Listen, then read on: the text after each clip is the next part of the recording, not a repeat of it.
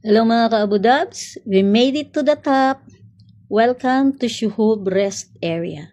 It's at 600 meters above sea level.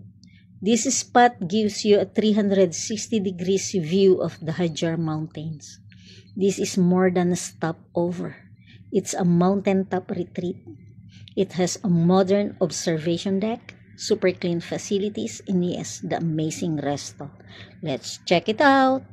It has indoor and outdoor seats. Perfect if you want to soak the view while eating. Staff are very friendly.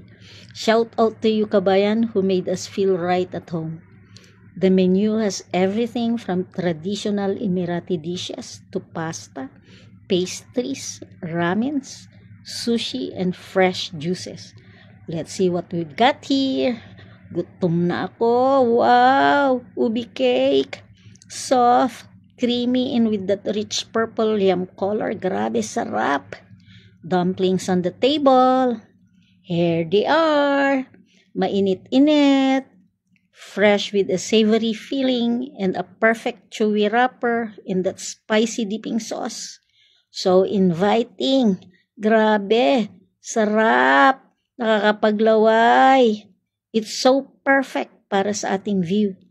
Ramen time! At ngayon, we're going way beyond our typical instant noodles. Let's enjoy this bowl of hot, steamy, flavorful noodles. It's not just a comforting food, but the kind of meal that warms your heart and lifts your mood. Super sarap, sabaw pa lang, ulam na. Eto naman, sushi. Para sa mga sushi people, this is one of my all-time fave. Who would have thought? Sushi and the mountaintop, neatly plated. Simple, hindi siya bongga, pero panalo sa sarap. Then sausaw mo yan sa wasabi. Whew!